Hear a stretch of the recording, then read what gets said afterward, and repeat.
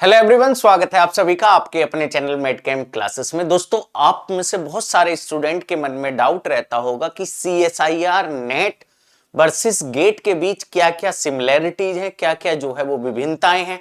तो एक एक करके हम समझते हैं ये एग्जाम आपको कब देना चाहिए। तो दोस्तों, ध्यान से जो है वो मेरी बात सुनना, क्योंकि बहुत सारे स्टूडेंट ऐसा करते हैं कि नेट की जो है वो प्रिपरेशन कर रहे होते हैं और गेट का एग्जाम नहीं देते। कुछ स्टूडेंट ऐसे भी रहते हैं जो गेट की प्रिपरेशन कर रहे होते हैं बट नेट का एग्जाम नहीं देते। तो देखिए भाई, सबसे शुरू में जो है हम इनके सिलेबस की बात करते हैं। दोनों का सिलेबस जो है वो 90 से 95% बिल्कुल सेम है। आपका गेट केमिस्ट्री का जो सिलेबस है और CSIR नेट केमिकल साइंस का जो सिलेबस है वो एक जैसा ही है, पहली चीज। दूसरी चीज कि CSIR नेट का एग्जाम कौन स्टूडेंट देते हैं। देखिए, 2 या 3 तरह के स्टूडेंट हम बोल सकते हैं इस एग्जाम देते हैं। पहले वे स्टूडेंट रहते हैं जिन्हें जो है लेक्चरशिप क्लियर करना है, LS क्लियर करना है। LS क्लियर करने से आपका फायदा होता क्या है कि आप असिस्टेंट प्रोफेसर एग्जाम के लिए एलिजिबल हो जाओगे। अगर आप में गेट में कितनी भी अच्छी रैंक आ गई तो आप असिस्टेंट प्रोफेसर का जो है वो फॉर्म नहीं भर सकते। आपको उसके लिए CSIR नेट का एग्जाम, वो भी LS या JRF कुछ भी हो आपका, ये क्वालिफाई आपको करना होगा। पहली चीज तो ये हो गई। दूसरी चीज, अगर हम जो है वो CSIR नेट की बात करते हैं दोस्तों, अगर आपका JRF हो जाता है तो आपको, जैसा कि मैं कई बार बता चुका हूं, 37,000 प्लस HRA, साथ ही साथ 2 साल बाद बढ़ के वो आपका SRF में कन्वर्ट हो जाता है, सीनियर रिसर्च फेलोशिप, जिसमें आपको 42,000 प्लस HRA मिलता है। तीसरी जो अभी कैटेगरी ऐड हुई है वो है PhD ओनली, कि अगर आपका CSIR नेट में PhD ओनली होता है तो उस केस में आप किसी भी यूनिवर्सिटीज या इंस्टीट्यूट में PhD के लिए अप्लाई कर सकते हो। आपका फिर इंटरव्यू होगा, पूरा प्रोसेस जैसे होता है PhD एडमिशन का वैसे ही होगा। ये तो होगी नेट की बात। अच्छा, गेट की बात, कुछ स्टूडेंट ऐसे रहते हैं कि भाई जिनसे जो है वो CSIR नेट मिस हो गया। मानिए आपने जो है वो दिसंबर में एग्जाम दिया बट आपका एग्जाम किन्हीं कारणों बस अच्छा नहीं गया, या आप नेट का एग्जाम कई बार दे चुके हो, आपका जो है वो सिलेक्शन नहीं हो रहा है। तो कुछ स्टूडेंट ऐसे रहते हैं, बल्कि most of the number of student की मैं बात करूं, कि वे काम क्या करते हैं कि गेट केमिस्ट्री का एग्जाम या गेट का एग्जाम अपना अटेंड करते हैं, उसमें पासिंग मार्क्स ले आते हैं। कि जैसे मान लीजिए 100 नंबर का आपका गेट का एग्जाम हुआ तो उसमें 33% जो है वो पासिंग मार्क्स है, सपोज करिए। इतने ही रहते हैं, वैसे इसके आसपास ही रहते हैं। तो इतने मार्क्स जो है वो ले आएंगे, जिसकी वजह से उनका PhD में एडमिशन हो जाएगा, साथ ही साथ सेम अमाउंट ऑफ फेलोशिप मिलेगा जितना JRF में मिलता है। मैं जितने भी ज्यादातर PhD के स्टूडेंट से मिला हूं, मोस्ट ऑफ द केसेस में मैंने एक ही चीज नोटिस करी है कि ज्यादातर का जो है वो गेट क्वालिफाई है। गेट क्वालिफाई है और सेम अमाउंट जो है वो फेलोशिप का मिल रहा है, 37,000 मिल रहे हैं, और साथ ही साथ बाद में बढ़ के वो जो है 42,000 प्लस HRA हो जाता है। तो दूसरे नंबर ऑफ स्टूडेंट जो गेट की तैयारी करते हैं उनका होता है कि भाई हमें अच्छी रैंक लानी है, हमें जॉब चाहिए। तो देखिएगा, गेट के एग्जाम से बहुत सारे PSUs में वैकेंसी निकलती है, जैसे कि आप देख सकते हो ONGC में हर बार कुछ ना कुछ वैकेंसी आती है। जो गेट के टॉप स्टूडेंट रहते हैं, जिनकी रैंक अच्छी रहती है, वो डायरेक्ट इंटरव्यू में बैठते हैं और इंटरव्यू के बेसिस पे फिर उनका जो है वो सिलेक्शन हो जाता है। इसमें भी मेनली जो मतलब डिसाइड करता है कि आपका सिलेक्शन होगा या नहीं, वो करता है आपका गेट का स्कोर। अगर आपका गेट में अच्छा स्कोर है तो आपका जो है वो सिलेक्शन हो जाएगा। तीसरी चीज देखिए, अलग अलग जो है जितने हमारे रिसर्च इंस्टीट्यूट हैं या अलग अलग PSUs या गवर्नमेंट सेक्टर में गेट के थ्रू जॉब निकलती रहती है।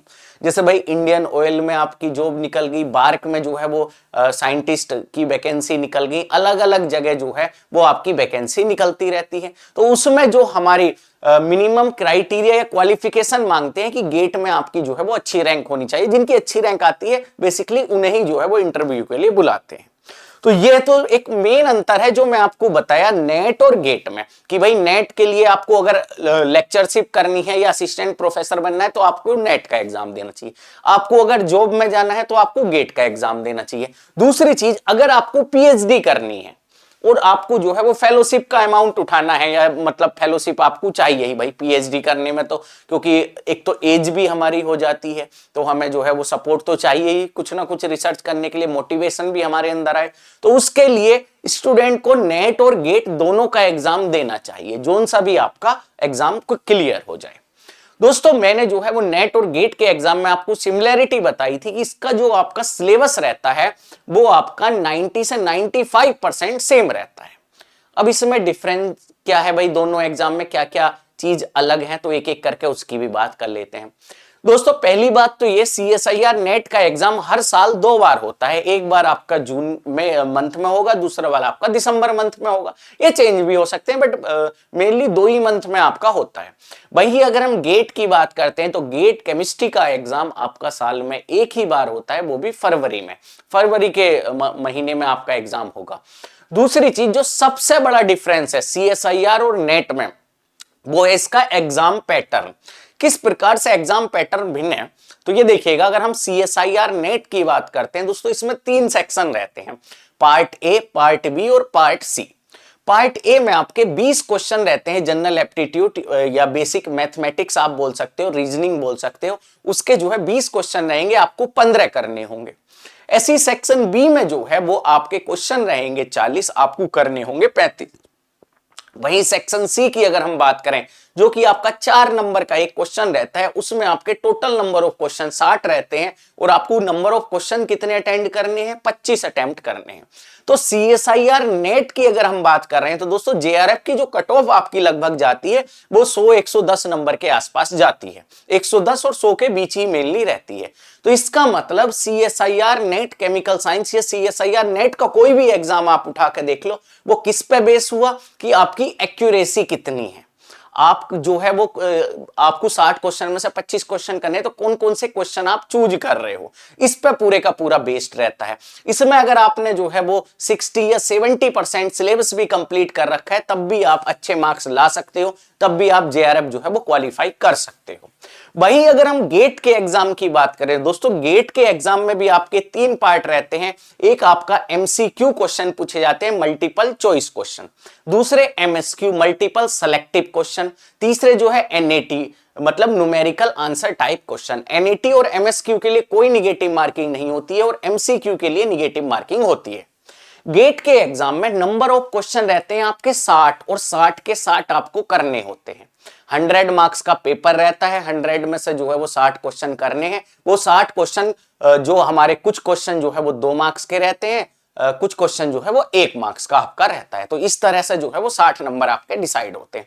तो गेट के एग्जाम में आप जो है कुछ चीज मिस नहीं कर सकते हो, क्योंकि इसमें अगर आपको अच्छी रैंक लानी है या जॉब चाहिए तो आपको सारे टॉपिक कवर करने ही होंगे, आप ये मान के चलिए। साथ ही साथ जो एप्टीट्यूड थोड़ा बहुत पूछता है, जैसे मैट्रिक्स पूछ लिया, थोड़ी बहुत इंग्लिश पूछ ली, तो उसमें भी जो है आपको थोड़ा बहुत वो प्रीवियस ईयर के हिसाब से आप देख के वो तो पता कर सकते हो कि ये चीजें आपको आनी चाहिए।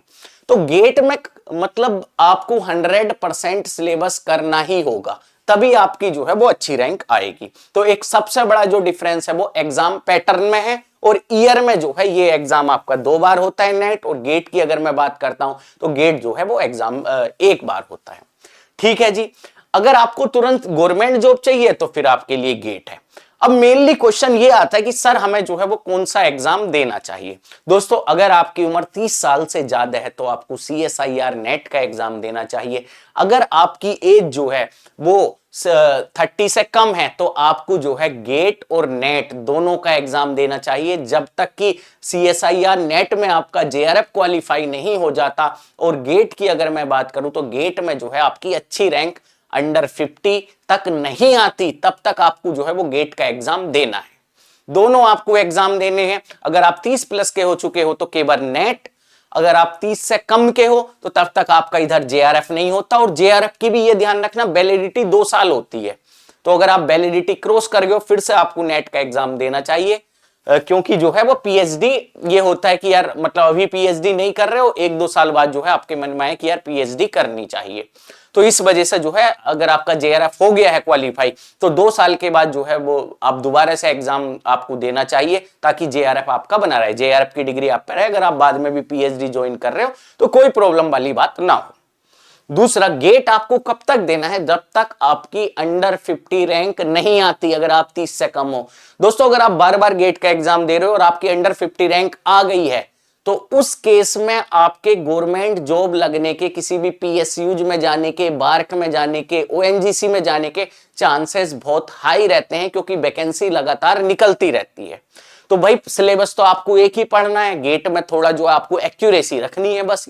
तो आप जो है, जैसे कि मैं बताया, किसे एग्जाम देना चाहिए, किसे नहीं देना चाहिए। अगर दोस्तों 30 से कम हो तो दोनों आपको एग्जाम हर बार देने चाहिए, तब तक इधर आपका जेआरएफ नहीं हो जाता, इधर आपकी अंडर 50 रैंक नहीं आती।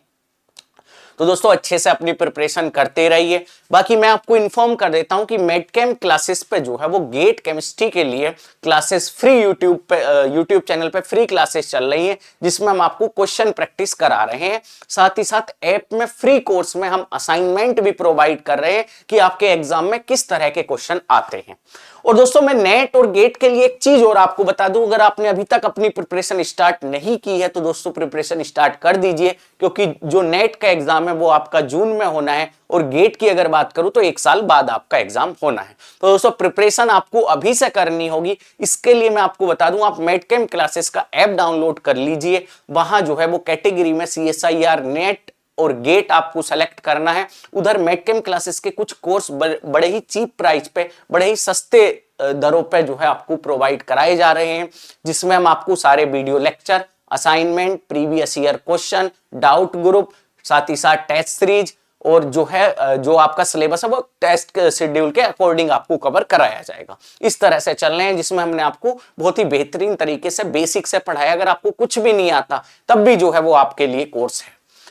ठीक है, तो भाई ये मुझे आपको बात बतानी थी। अब आप बिल्कुल भी कंफ्यूज मत होना। गेट कब तक देना है? जब तक अंडर 50 ना आ जाए। नेट कब तक देना है? जेआरएफ तब तक क्वालिफाई ना हो जाए। और 2 साल बाद फिर अगर आपकी जो है जेआरएफ की वैलिडिटी खत्म हो जाती है, आपने पीएचडी ज्वाइन नहीं किया हुआ है, तब फिर से आपको जेआरएफ का एग्जाम देना चाहिए। तो दोस्तों पढ़ते रहिए। अगर आपका कुछ भी डाउट है, आप जो है वो कमेंट सेक्शन में लिख सकते हो। वीडियो को लाइक करें। अगर दोस्तों कोई अभी तक ऐसा स्टूडेंट वीडियो देख रहा है जिसने चैनल सब्सक्राइब नहीं किया हुआ है, तो चैनल सब्सक्राइब करें, क्योंकि हम लगातार आपको अपडेट देते रहते हैं। आपके एग्जाम से रिलेटेड कौन सी जॉब आ रही है, किस तरह से प्रिपरेशन करनी चाहिए, और फ्री क्लासेस। तो thank you so much everyone for joining this session. Thank you.